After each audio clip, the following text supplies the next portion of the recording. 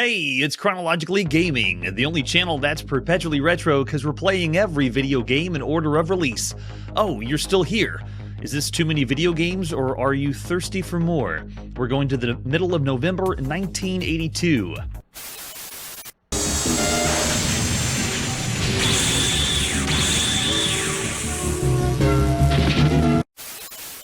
And we were last getting high on Microsoft Flight Simulator, the very first Microsoft Flight Simulator. Let's see what our next game is.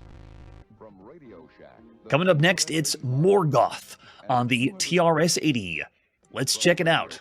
Here's the box for Morgoth. This is only available on the original TRS-80. It is the 137th game we've played on the Model 1 or Model 3. Ye warrior knight brave and true, 'tis time to face Morgoth with deeds to do. Hast thou fearless spirit, the skill and might? Dost thou challenge spider, ghost, and ghoul to fight? Sounds like the text is taken straight from something like the Dungeon Quest series. The front of this box, though, is very unique. It looks like it should have been black and white and they added a smattering of color, but it's epic. It also makes me feel like we're going to do something Lord of the Rings-ish. Let's flip it over on the back. Morgoth is a multi-roomed arcade adventure which combines fast speed, skill, and action of arcade games with heroic deeds of the ancient world. You go to the Caverns of Moria. Okay, that's Lord of the Rings. You go to Smeagol's Keep, not to be confused with Smeagol, and Mirkwood Forest, and Khazad Callahan. Oh man, yeah, this is like, it even has the artwork that is very reminiscent to Tolkien. So yeah, bring it on. Let's see this. Yes, instead of ghoul, it's gold. Yes, I guess so. What else do we have for Morgoth? Besides the box, we have an example of the screenshot, and that's it. We do have the manual. Tell us how to play Morgoth. The challenge is recover the lost treasures of Kalad, slay monsters, and escape the realm of Thrandabar? Some of this they were making up, and some of this may have been from Lord of the Rings or the Silmarillion. The Legend of Kalad. We have lore. Yes, I love it. We have to get all the treasures, or as many as we can, and it has important notes on while we play the game. Bonus treasure appears as question marks, and it has the loading instructions right over this side, whether you're doing the Model 1 or Model 3. And I love how it says, within a few seconds, you should appear at the rightmost and blink steadily. If the program doesn't do this or is not loaded, then repeat steps 1 through 5. Just imagine, we're doing this show in chronological order, we're playing all these games, but you don't understand how bad load times and all these video games were really to get to go back then. So I'm not giving you the true experience of what it was to play the game, because there was a lot of heartache too. So the mission objective is kill monsters, collect treasures for points, avoid being caught by Morgoth. And their controls are just move around with the arrow keys. We got 8 and 9 to abort the game, hold down the space bar and fire, left and right only. And that's it. That's all we got. Yes, we have lore, finally. Everyone's been waiting for that. Let's pop in and play some Morgoth. This is developed by Cosmic Software, published by Malabar Trading. It is November 15th, 1982. And we know how to load this. Morgoth. Oh, Morgoth. I want not just a little goth, I want Morgoth. It's the very first game we've seen by Malabar Trading, and it is the second game we've seen by Cosmic Software. Stellar Warp was another one they did too. It's loading in now. We can do hero scores. Oh, cool. They even have a mini high score. Excellent effect, though. I haven't seen that with the text of Morgoth. All right, pressing enter to start. Get ready to begin, player 1. And we're in.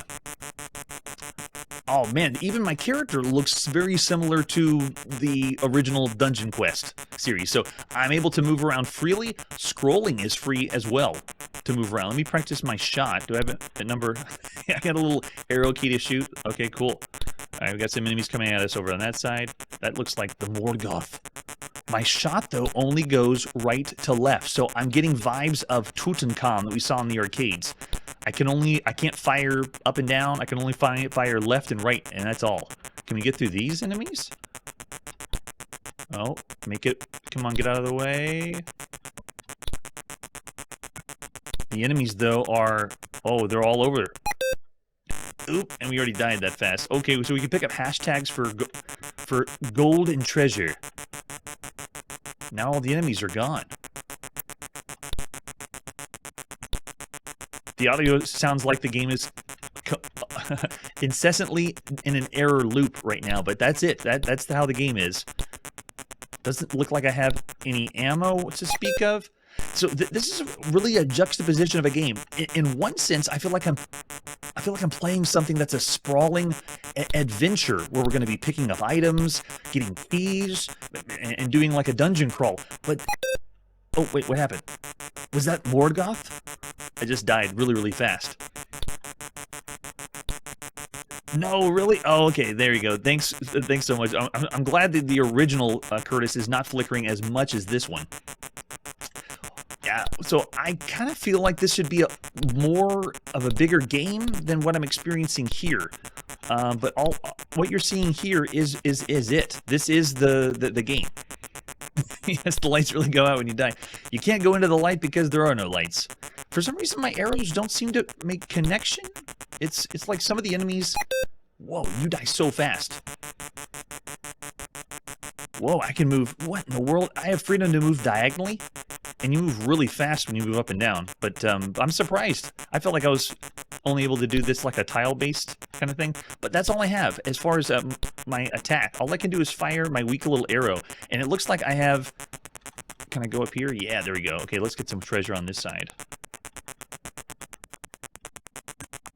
Oh, what is that? Is that the Morgoth? Oh, gosh. It's massive. No, run. Let's see if we can get away from it. There we go. All right, we got something up here. Excellent. And just, you're trying to collect and survive as long as you can. Another thing that makes me feel like is this should be a roguelike, but it's not. It's not a roguelike. It is not random. We have the trees coming at us. All right, let's go. I think this is the next area. Yeah. We're just meant to survive as long as we can. And I guess in a sense you could say it's permadeath, but not really, because there's not like we're collecting a bunch of items. All right, so we got monster slain equals 100. Oh, wait, now we're in a new area?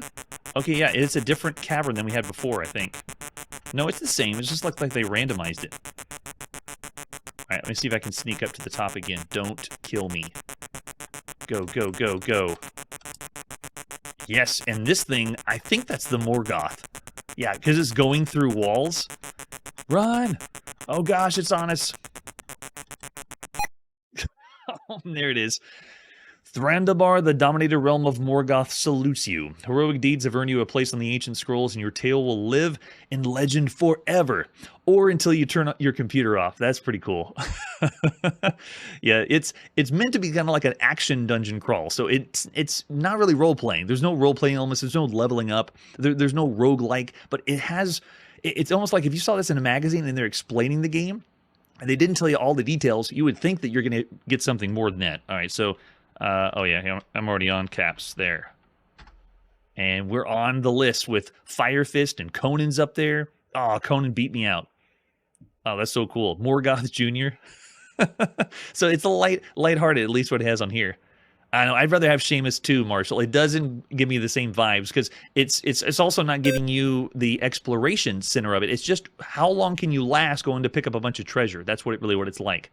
Yeah, right? I would say Tutankhamun is even more than that. Even though if you want to call Tutankhamun just an arcade game, this one is not as impressive. But Morgoth is an interesting game because you do have a few different areas to go through, but you notice that once you leave, then you just go back again, and you're just trying to get a score attack. So it's not an investment for a video game, and it's not a long video game. It is very much an action-style game.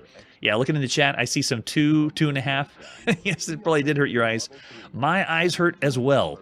And then another 2.5. So, yeah, this one is another fantasy-style game, an inspiration from Lord of the Rings that we saw for many games before. Another one that we saw recently was Shadowfax. That one was a shooter, though. This one is trying to do something kind of different. It's nice that we have an open world and so forth, but very simplistic. So I'm actually going to say it's about 3 stars. It's very average for all the games you can see at this point. I wouldn't say less than that because you would have a good time trying to go for score attack and having fun, maybe taking turns with friends and stuff like that. I like the high score table, or their temporary high score table too. That's fun. Yes, and we do need some of that too, Marshall. All right, let's see what our next game is. We're next going to play on the Sharp MZ. This is Mystery House.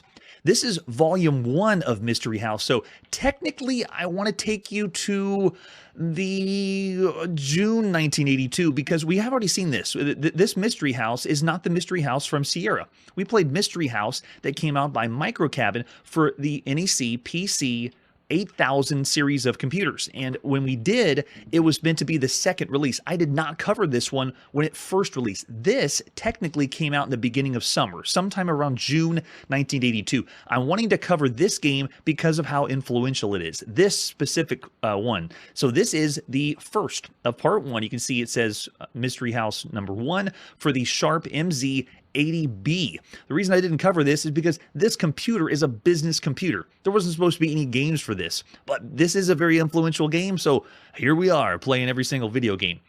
Inspired by the game we have already seen, Omotasando Adventure. It was an adventure game that was for Japanese computers. We've seen this one, and it was all in English. And I pointed out how it was easy for us to play.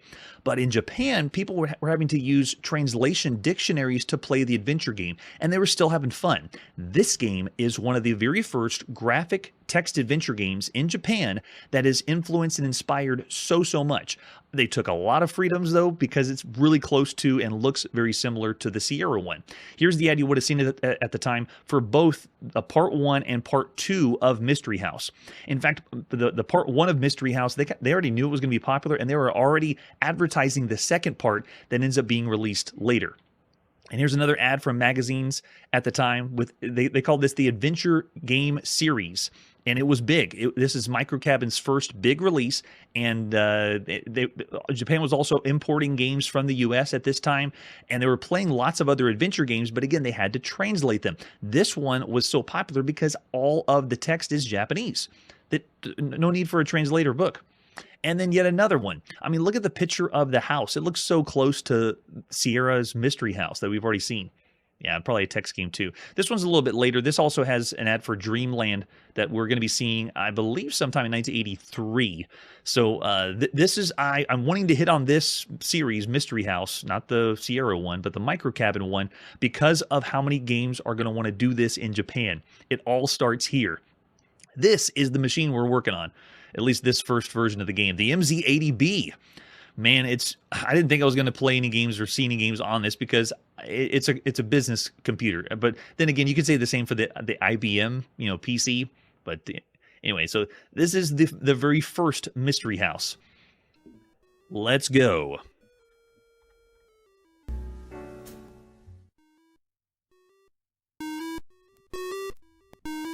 And your ears are hearing correctly. That is the Pink Panther theme. Hopefully I don't get striked for playing this part. And yeah, we're just going to go into the game as it is right now. So this is done by Microcabin Corp. This is our 14th game we've seen on the Sharp MZ line of home computers. This was done originally by Tsukasa Moritani, who, from my understanding, is a dentist. And the owner, or the main person who started Microcabin, was Naoto Oyachi. And I found all this out from a great video that I'm going to post down below from Bowl of Lentils of the history of this game and what this is. And you're going to get lots of nods to adventure games. I mean, look at this. Look how the game starts. It has the text parser. You move around the world, and when you want to do something, we kind of saw this too when we played the version on the NEC PC 8000 series.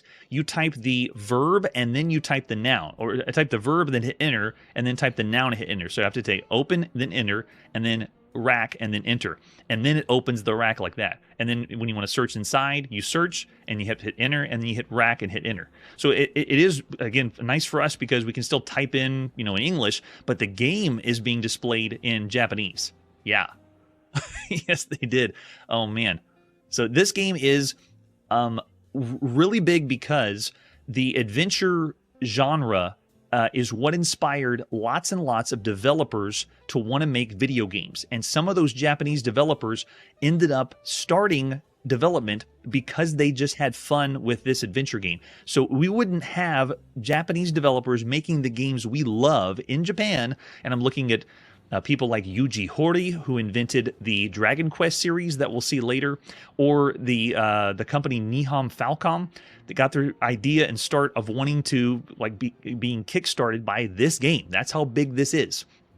It made I believe 50,000 copies sold or something around there for Japan, and that's crazy for a computer game, especially for a business computer like this one. Yeah, so this is, I'm going to have more links of some other references too, because Renga in Blue is doing their series where they're trying to play every single adventure game in chronological order. Sounds familiar, just like us. What's kind of cool is Renga in Blue is around the same time as us right now. They are currently in 1982, and they've played everything since the beginning, and I'm talking every single adventure game they could ever play. But they don't really do it as a video. They have a website where they're cataloging and talking about the adventure games, and then what it's like to play the adventure games. This one's on there, and this one's a big one. Oh, that's true. I bet they are, Curtis. So it's a lot of fun that we were able to check this out.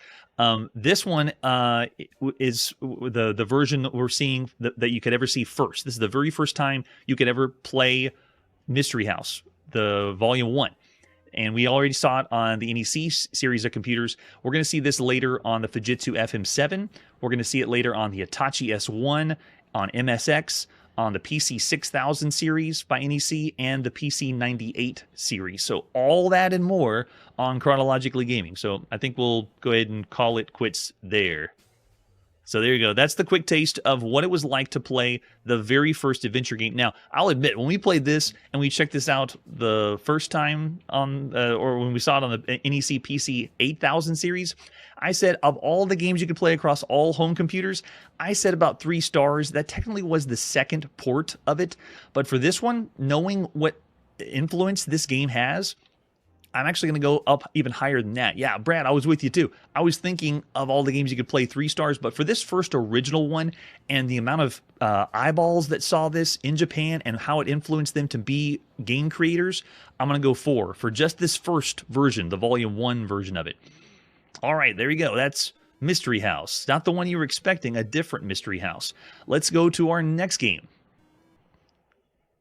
Fast forward just a few months after that, this is Mystery House Volume 2. This one was released, the first version, originally sometime at the end of summer, probably around August 1982. So again, we are fudging the numbers tonight just because I want to cover all our bases before we go anywhere else. So let's check out Mystery House Volume 2. This one is available originally for the MZ-80B home computer, and you can see what they did here. This front of the box is just the pretty much the similar artwork, but they just added Volume 2 to the front, at least for this first one. So this is our 15th game we've seen on the Sharp MZ line of computers, and it was also available for the MZ-2000. There's so many computers on this, and like the other computers in Japan, that for me to just say one system won't work. It's very similar to when we play games on the Apple II. I just say Apple II, even though some of these games could have been on the Apple IIe, the Apple II Plus, the Apple IIc. You know, we're not just going to say this system is only playing on one. But anyway, you can see that they marketed this and sold it for 2 different Sharp MZ computers. And there's the ad we've already seen from before, and the other one, we're going to be a detective and get people to play some games. And there's the example of the Sharp MZ-2000. Again, it's a business computer. Didn't expect me to be playing business software or business computer games, but they did, and they loved it. All right, let's play Mystery House Volume 2. This is the very first time you would have seen this version of Mystery House, sometime at the end of summer 1982.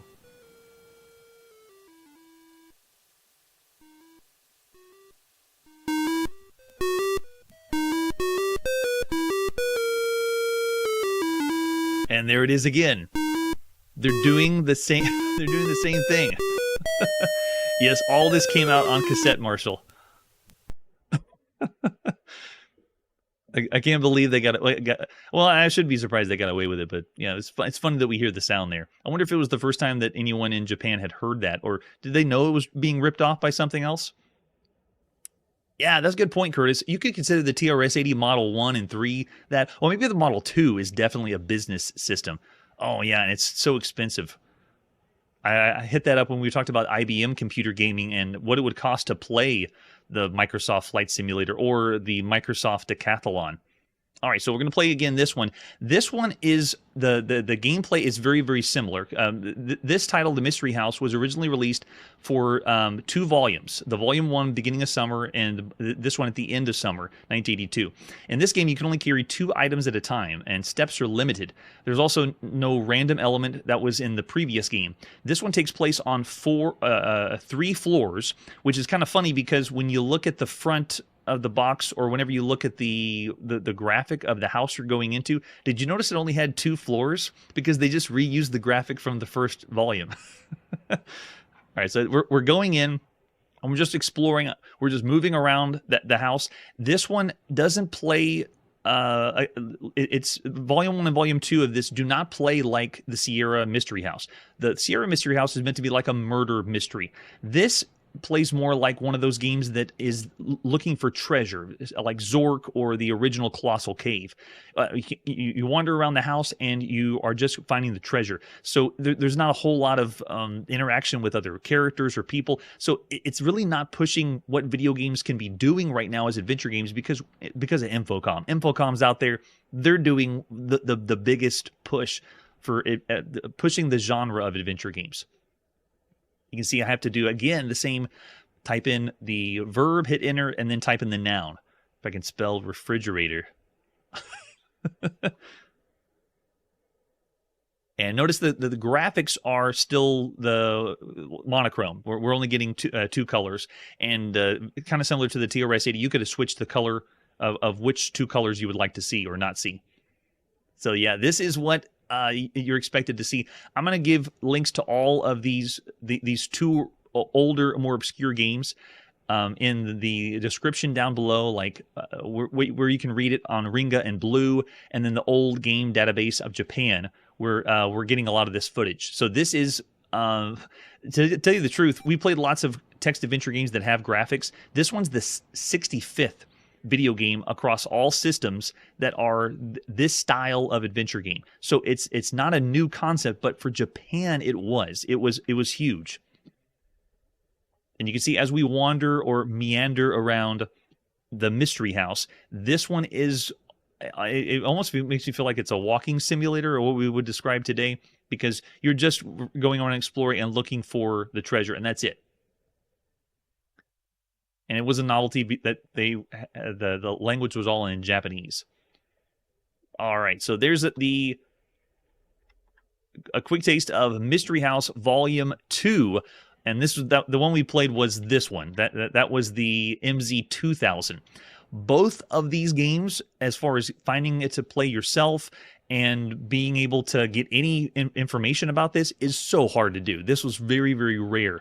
I would say for this one, of all the games you could play up to this point, I would say this is still around 3 stars. If you think of all the games you could play up to this point, not as influential, but still, this in the first volume did influence lots of developers to make video games, and I salute you, Mystery House. But there's other adventure games that we played that are more amazing than that. All right, after that, let's go to our next game. This takes us to the present time, in the middle of November 1982. This is Mystery House 2. The next port that we're going to be seeing is on this, the NEC PC-8000 series of computers. I lump in the 8000 series and the 8800 series because it's just, there's just so many lines of the computers. Just put them all together. So this one, all I have is a brief description of the front of the box, and then the ads we saw in Japanese magazines. Proof that it was out there and it exists. And you can see down at the bottom for Series 2, it's available for the MZ-2000, the MZ-80B, the PC-8801, the FM-8, and the Panasonic, which I don't think we even hit on, the Panasonic Japanese computer. You can play on all those. But this one is vaporware. There is no dump for this. There is nothing that exists for this version of Mystery House 2. So keeping to the same thing we've played or done on the show since the beginning, any video game that we are not able to experience ourselves in any form, and it's just so rare to find, we have to rate it 0. So I'm sure someone has a copy of it out there. If you want to give it to me, you can. But in the meantime, we're going to say this version of Mystery House 2 is 0. The later versions are a little bit more interesting than that. But that's not all. Our next game is the release for the Fujitsu FM-7. This is Mystery House 2. And this one, I at least got a screenshot for, but this one, again, is another one that it's undumped. There's no one that has a copy of this. At least, there's an example of the 5 1/4 floppy disk that you could have played. And there's an example of what it's like, similar graphics, and what we've seen already on the Fujitsu FM-7. Title is in red, though. That's pretty cool, at least from this example, if we are led to believe that. Yeah, I'm with you there, Psychosis. So this version, we are not able to play as well. So, as true fare, it's a 0-star rating. If you can find the copy, I would love to play it. But from what I understand, it's very similar to the very first one you could ever play for Mystery House 2. So this one is the 4th game that we'd be seeing on the Fujitsu FM-7. And we're going to see this game, the Mystery House 2, later on the PC-8001 and the MSX. And by the way, this version, from again, what I've been told, it makes no sense. The Mystery House 2 came out on the Fujitsu FM-7 before Mystery House 1. So next year in 1983, we're going to see Mystery House 1 on the Fujitsu FM-7 after the second was released. Doesn't make sense to me either. So if someone wants to clarify, I mean, I looked up 3 sources. 3 sources all say that Mystery House 2 came out on the Fujitsu FM-7 before Mystery House 1. Very strange. Yeah, right? I know, right? It's just null. That's true, Marshall. It's not even going to register anything if you're familiar with how Launchbox does its ratings. Awesome. All right, so diving in deep to video gamedom. And that's where we got to put our video game playing on pause, or lack thereof if we can't find the game. But just imagine how many undumped games are out there, how many lost games are out there that we're not able to experience or play. I got to give a big nod, though, to all the people that are posting in Japan these older games, because for the longest time, there was this gap of retro. There was a lot of older video games that the Japanese public did not want to reveal or show. But now we're able to get articles. People are writing about these older games, specifically the Epoch Cassette Vision, the home console, and then all these older Japanese computers. Like just recently, I wasn't able to get anything on Japanese home computers. But then just in the last 2 or 3 years, I've now found people that are dumping out the games for these first computers that were ever in Japan. And there's a lot more, because they've cataloged them on MAME and MES and several other multi-platform emulators that allow you to do that. But I'm just great and glad that everyone has allowed that. So next time on Chronologically Gaming, we have a platformer that will overwhelm and a platformer that will underwhelm you. Plus, Bill Budge will make us never need to play real pinball ever again. That's it for today, and like I always say, you can't play video games without seeing the influence of the Lord of the Rings. Hey everybody, thanks for checking out the channel and joining me on my quest to play every single video game in order of release. We'll be streaming live every weekday at 9 p.m. Central, so join us and let us know if we missed any games along the way. This video would not be possible without Launchbox, RetroArch, and MAME. Tell all your friends there's some crazy guy named Chronologically Gaming trying to play every single video game. We have links down below that'll send you to places like our Discord and Patreon, and one that says all the video games we've ever played. If you go there, it's a list of everything, and you can click right to the game you want to see. Chronologically Gaming is the name to look for. We are perpetually retro, and we will catch you next time.